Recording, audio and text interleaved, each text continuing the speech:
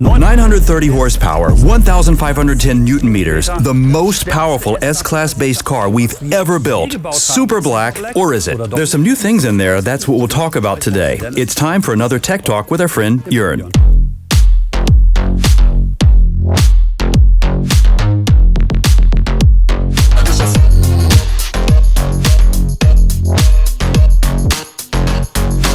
An interesting new car, a drivetrain that we're dealing with for the second time now, as well as a new era from Mercedes. E-Performance is the name of the game. What do you think?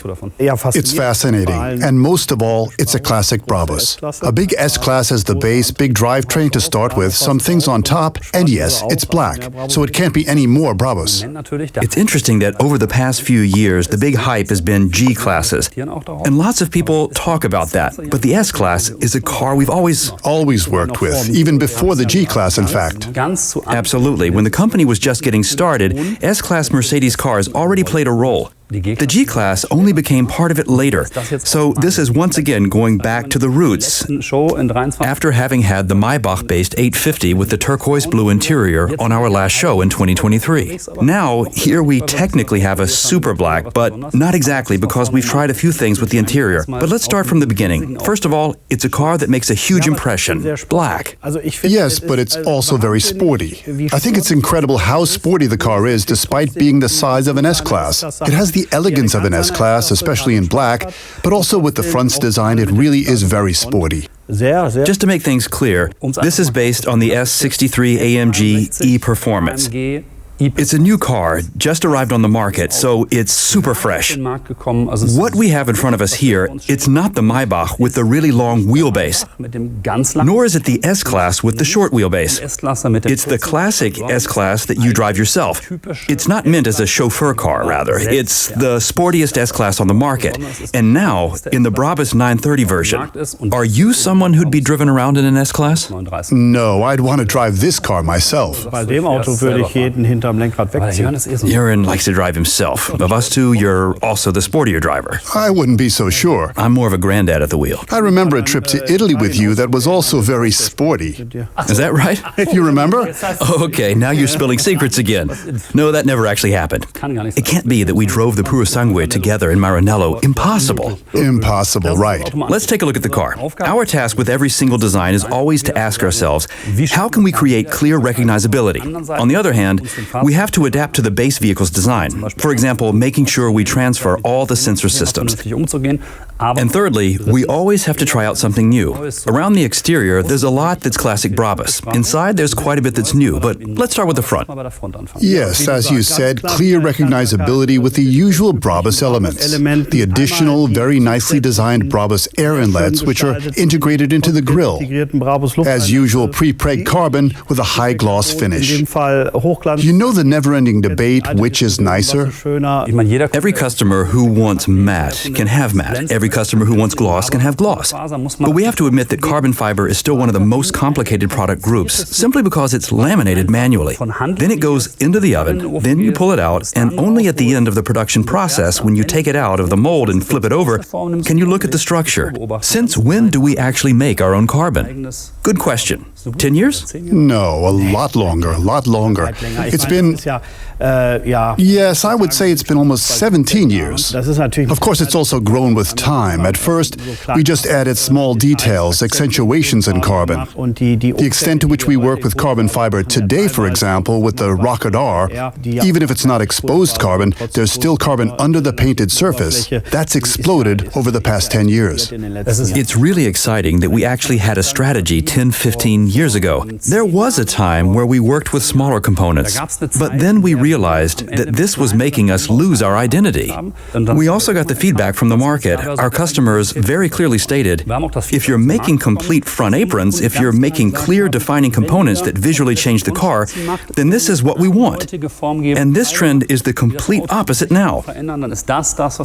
Nowadays, we're not only making carbon fiber components that are recognizable as carbon fiber components, but also, like with the rocketr, a lot of carbon fiber that's painted on later.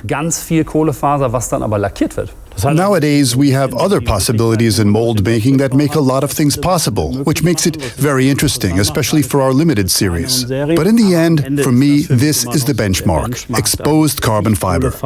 Here, equipped with the additional daytime running light, it gives the front of the car a really unique signature. And in the dark, too, with the light. And also here, with good lighting, with all the carbon details, the front lip, the side blades, the inserts, the air inlets. It's a very accomplished presentation. Ultimately, in all honesty, I have to say, for me, it's the coolest look you can have on a car. Elegant, sporty, perfectly combined. Can you imagine us ever making a 100% carbon fiber body? That's what I'm afraid of. Jörn would have his hands full. It can't be that I've mentioned wanting that. Just impossible. All right, let's look at the side.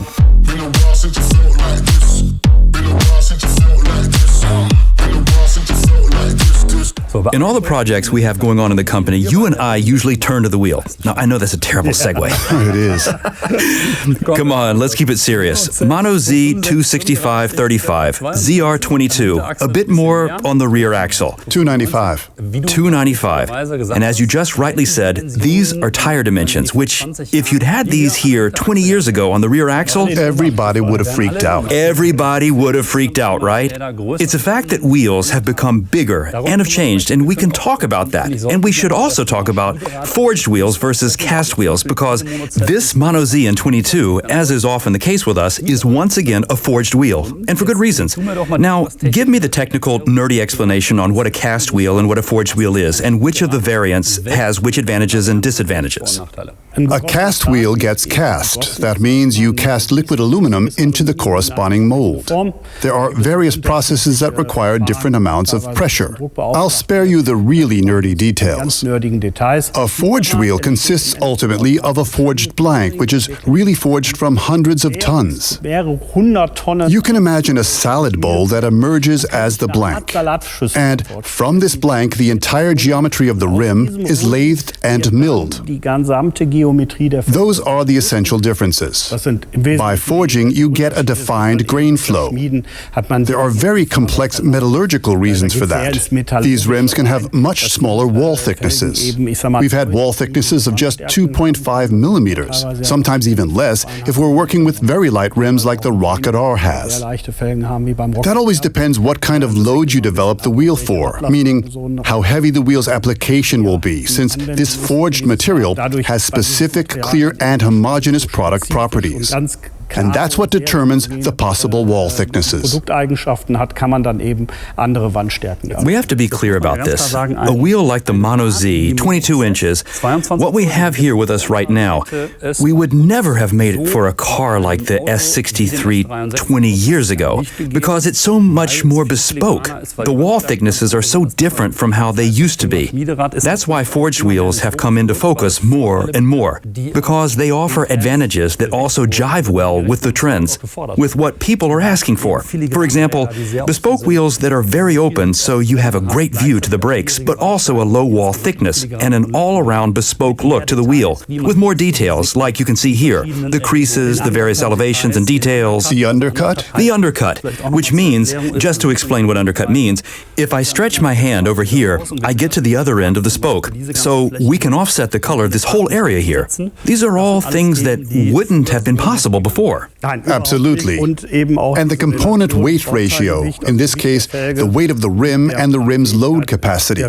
So the maximum wheel load. That's something where a forged wheel always has considerable advantages. Of course, unsprung masses are always important in a car, probably the most important moving parts, along with engine components and drivetrain. Definitely. It's where the rubber meets the road, like we say in English. That's why it's a debate we have again and again, not just for the rim, but also particularly for the tire. We're working in conjunction with various tire partners, like in this case, Continental. Why is it so important for us to use the right tire? As you rightly said, the rubber's the only point of connection, and the surface we have isn't much. So it's absolutely essential for us to have a tire partner that offers a tire that was developed properly and with performance in mind. But we also need a tire that provides the required level of comfort. And of course, the most important thing, guarantees security, because nobody wants tire damage at high speeds. With this launch, we also presented another wheel, the monoblock ZM. Exactly, a surface wheel, unlike this spoke wheel. But it has two design details I find really nice.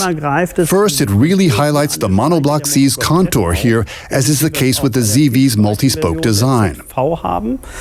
And for the first time on an S-Class, we've got center lock optics. That means the usual 5-hole connection with the bolts is covered by a big, high-quality center lock. It's a very flat surface, very placid. But I think it's a design that still has a certain sportiness as a surface wheel.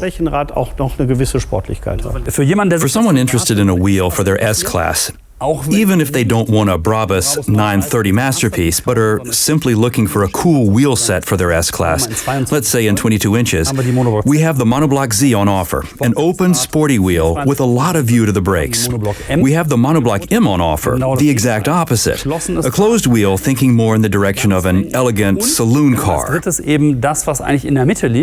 And thirdly, we have something in the middle and also takes in a bit the trend of closed wheels, but not like the Monoblock M, which goes completely in the direction of elegance, but rather maintains a sports aesthetic. And that, of course, in the naming logic of Brabus, is the Monoblock ZM. That's a Mono Z design, but with the M's closed surface. Exactly. Which would you drive? With this setup, I'd keep these rims. So, in black, the Monoblock Z, because this car is very sporty.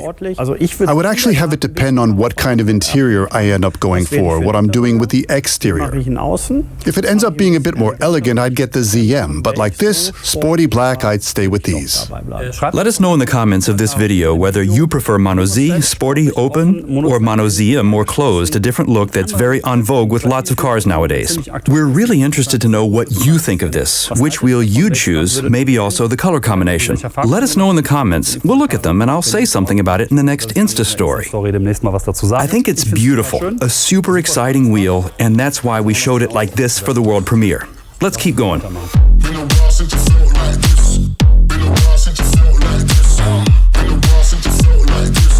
Our goal is always for our cars to not only be recognizable from the front, but from the rear as well, and that's why there's also a lot that's classic Brabus on the back. We've got our logo now also with the Masterpiece designation, another interesting thing we started doing with our rear designs last year. And of course, on the other side, we have the 930. Which is self-explanatory. And of course, in the lower area, we have the rear diffuser, the exhaust system. The Brabus typical look. Yes. We talked about this already, but honestly, tell me, the exhaust system, for you, is sound still an emotional topic in a car? And where do you think that the whole topic of sound, emotions, and maybe also the combustion engine will go in the coming years? Will we keep seeing combustion engines? Will they completely disappear? What's your theory? I think we'll still have combustion engines, especially with very high-quality, expensive vehicles. Because for me, as always, an exciting combustion engine is an argument for buying. What really fascinates me about this drivetrain, the E-Performance's P3 hybrid architecture, is the combination of both worlds. For me, when I drive a car like this, I often change driving programs. I prefer to drive electric in the city, but I always get a kick out of turning on the combustion engine.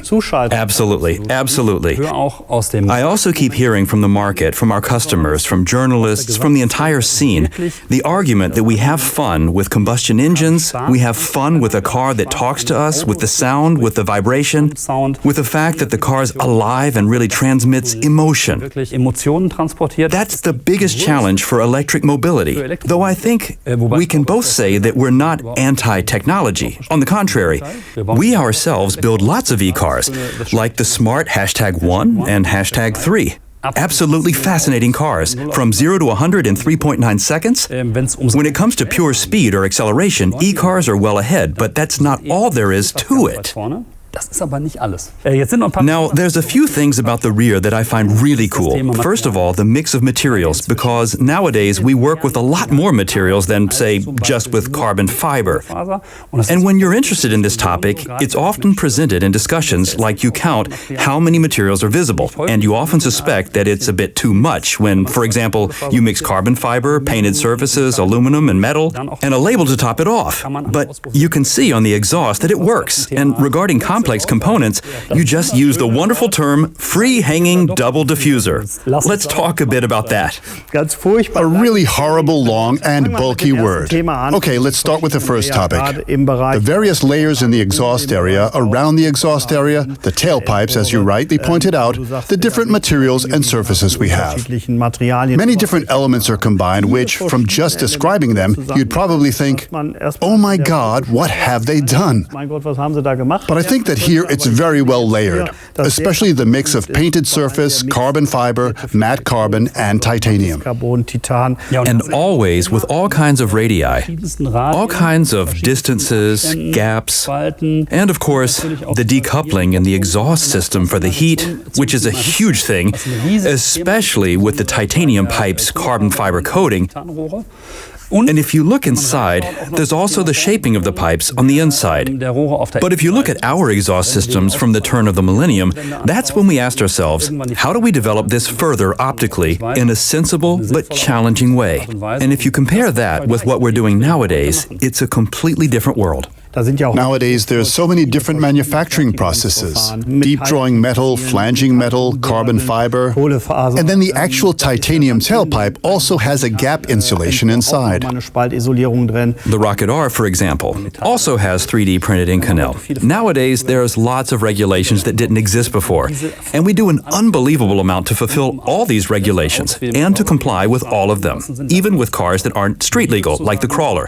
How would you say that exhaust systems were developed 20 years ago compared to today? The measurement process is a lot more exhaustive. The standards on noise and emission behaviors have become much higher, because now you just don't measure the noise made while driving by, but also the so-called asset measurements.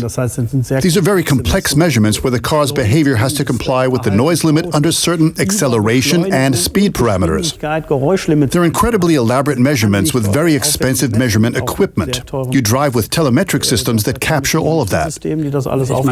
On noise measurement, I can say something specifically because the test track we luckily have for that is right next to my office. And I can always look at the cars whizzing by, and it always gives me an impression of what point we're at in development. Yes, things are getting serious when we get to homologation and noise. No doubt. Yes, we're very privileged to have our own test track, which also has to have the right certification standard. So our test track is officially recognized by the KBA and is also part of the authorization process of TÜV Nord, the Institute for Vehicle Technology, which also carries out measurements on this track. We have a yearly audit on the track that monitors surface irregularities and the surface in general. It's a pretty thorough matter. How many of these test tracks are there in Europe or Germany? There's a few nowadays, but mostly in the big test centers.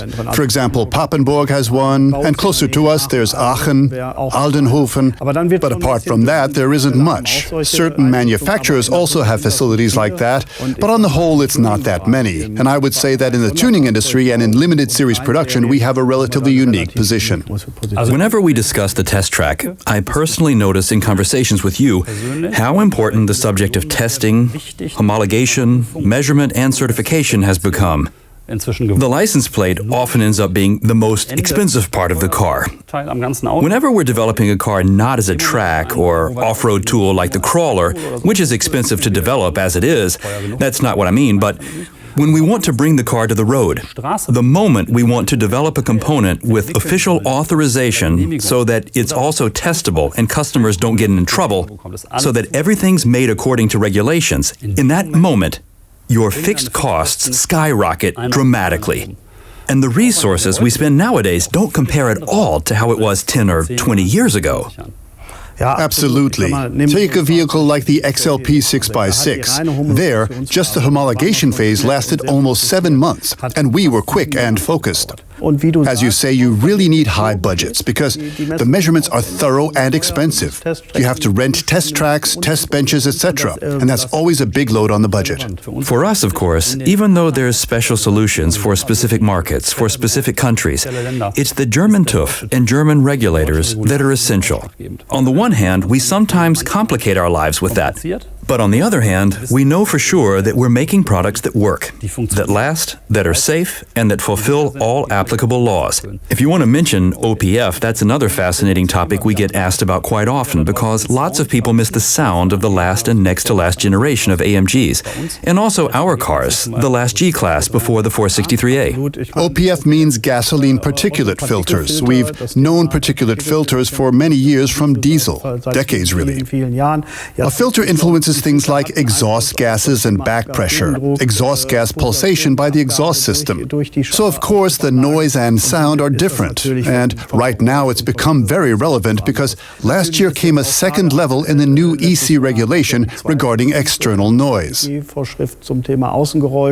So once again, there's been a significant change there. That gave us a lot to do with the G, for example, when we had to get 2 decibels quieter with the new noise regulation. We often get the question, could you remove an OPF? Could you remove a particulate filter? And the question has a clear answer. No, we cannot. No. Back to the car. You mentioned the free-hanging double diffuser earlier. Right, and the fact that I did goes to show why engineering shouldn't come up with the product names. I actually think it's a sexy name. Okay. You can also call it downforce machine. I don't know, but tell us. The approach we took is, we said we also want to have a carbon fiber rear diffuser here. We have very discrete variants, say for the S-Class's Maybach version. And here we also wanted to find something a little sportier, maybe with a slight nod to racing.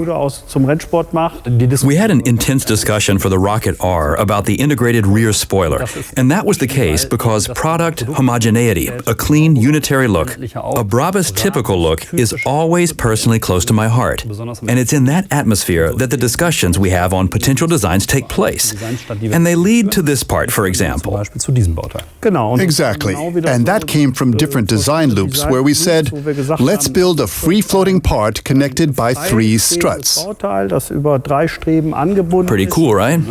But let's still give it the typical diffuser optics. But the part is certainly relatively complicated. From above, you can almost see the B surface, which is, once again, a classic example for what the A and B surfaces, especially the A surface, contributes in terms of quality. What are A and B surfaces? An A surface is a surface that's 100% customer relevant, so where the customer wants the highest standards in surface quality. Where Constantin just left some fingerprints. Yes, but no worries, we can clean them off. But also it doesn't matter whether it's a painted, carbon, or a chromed surface. If it's directly in your line of sight, then it's what we call an A surface. Right. Then there's B surfaces, which aren't in your direct line of sight, all the way to C surfaces, which aren't visible at all. And if you have a free-floating component that you can look at from above and from below, that's all A surfaces. That means there's really no way to hide something there. For example, the mats in the carbon are arranged so that they go around the edge. And that has to run neatly throughout across every surface. For example, with the leather part in the interior, say the door's lower area, the door panel, which is usually leather, it's a carrier with leather applied over it. You've got the A surface in the front, or let's put it this way, it's put together like this. You've got the A surface in the front with edges going around it, and of course, the leather has to be fixed over the various edges in the back. And maybe you also have clips, screws, something connected to the body of the vehicle. In this case, the structure of the door. And that would be the B surface because all of the connecting parts, or in this case, it's actually a C surface because there's nothing visible there. C surface because nothing's at all visible, yes. And the B surface would be, for example, you being able to see a little of these parts from the side. So you can see radii and corners, but not directly. That's not the case here because you can look at it from every angle. And even if you crept under the car and looked under the diffuser here, the structure still has to be one that you can say, the quality below is the same as above. Correct. That's the challenge as well as the effort that goes into the entire production process, but also in the quality control. We run every carbon fiber component through quality control. That means every component, every single one without exception, is examined and assessed by quality control. And only then does it go into production or out for delivery to the client. Should we talk about the interior? Absolutely. Let's go.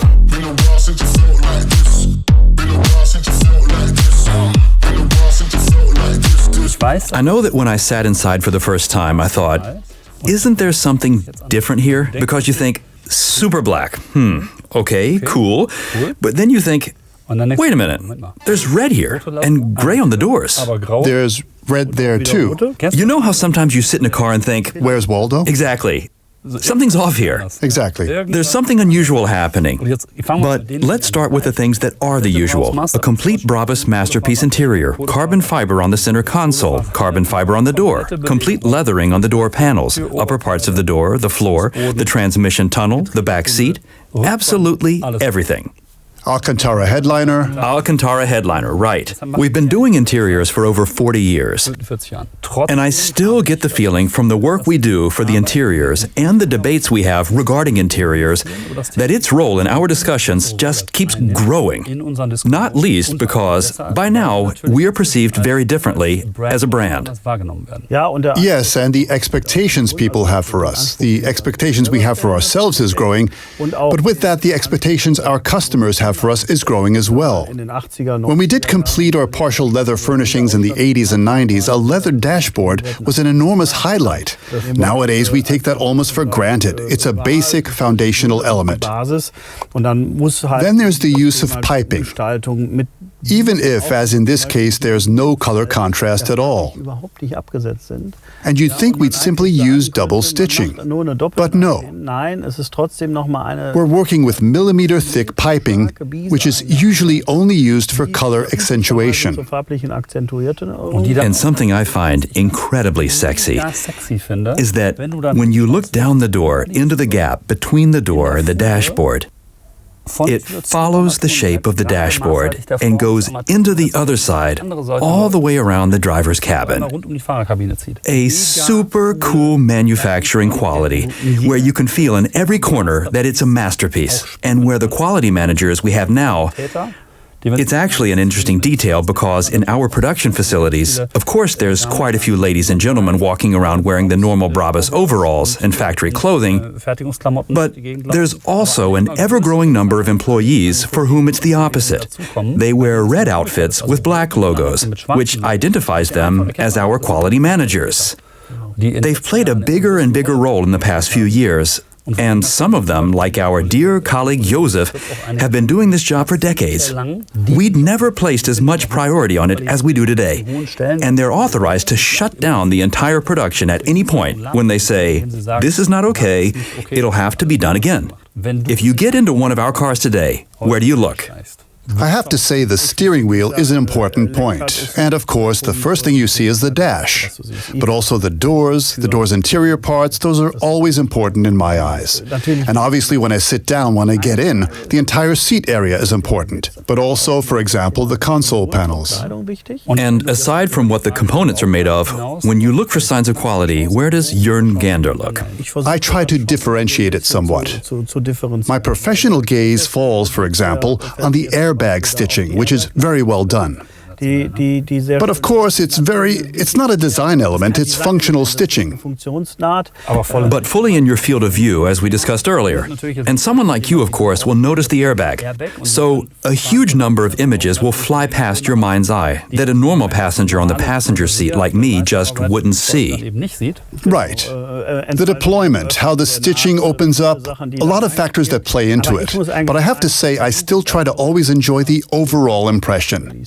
This car, super sporty and black on the outside, on the inside simply convinces with its materials, with the blacks tone on tone. But also this very daring accentuation with the gradient in the anodized parts, as you already pointed out. That's something new though, of course. It's something of a professional disease. And I ask myself, to what degree does a customer who buys our cars do that too, and enjoy this much depth of observation towards the execution, which we ourselves can see in every possible corner, and to what degree are we exaggerating with the level of complexity we demand, since it's incredibly laborious.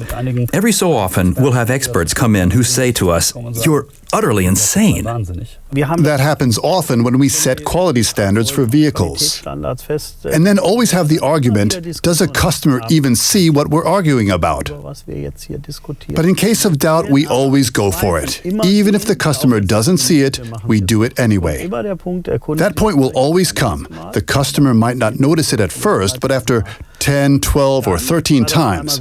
And then once he's found it, he'll be at the point where he says, look, for a car with this value, with this much work put into it, I won't settle for anything less.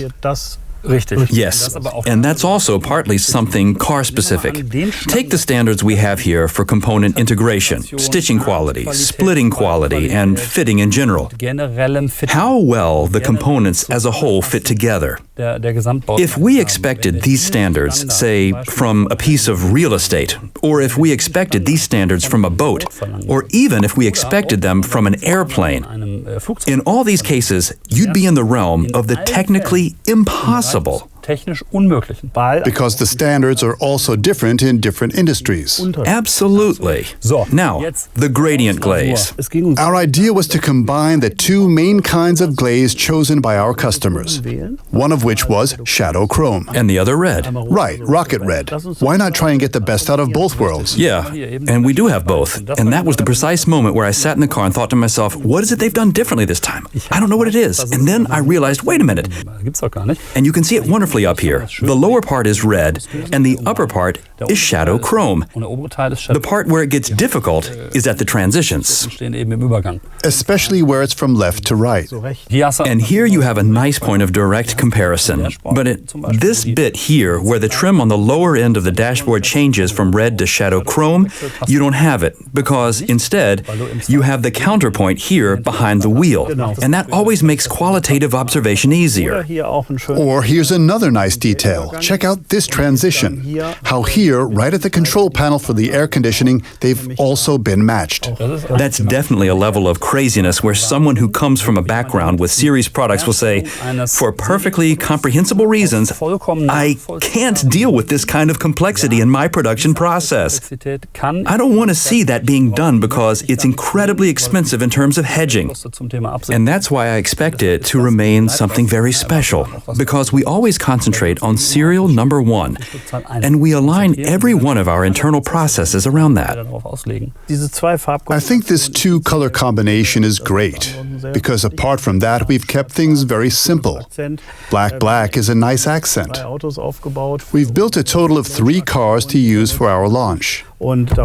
And I think it's a very sporty and really fashionable variant. Let's get back to the question of what actually is a Brabus masterpiece and what makes this a masterpiece. Well, you should be able to explain that better and more thoroughly than me. But we thought of it together. Well, it's something we did have some workshops on in order to understand it. At first, we focused on the interior. Do you remember the first discussions we had? The gist of it was that nowadays we have 2 kinds of products. First, there's the usual business with vehicle components or vehicle tuning, where you can order a rim or a spoiler from us, or say, order a whole bodywork concept. But there's also what's entered massively into focus the past few years, which is people coming to us and saying, I want to drive a Brabus. I want the whole package. The suspension, the drivetrain, everything you as a company can do. I want it all bundled up in a single car. So we asked ourselves the question, how do we differentiate that? And how should we call it? And the answer was Brabus masterpiece. That's right. And if you ask me what is a Brabus masterpiece, the answer is very simple. What we're sitting in here, just the way it is now. With a complete interior, with a complete exterior, with a complete technical package. And to me, this here, this very Brabusized S-Class is the classic Brabus masterpiece. Great car. I'm looking forward to driving it with you. This year, we decided that we wouldn't just do tech talks, but also drive the cars around a bit. The weather will be better soon, and I'm telling you, then we're off. So please let us know in the comments how you liked the car. If certain topics interest you, let us know what you're interested in. That's what we do the tech talks for, and that's why we take more time than simply making 10-minute scripted videos. Please don't forget, support the channel, follow us, give us a like, and we'll see you in the next Tech Talk.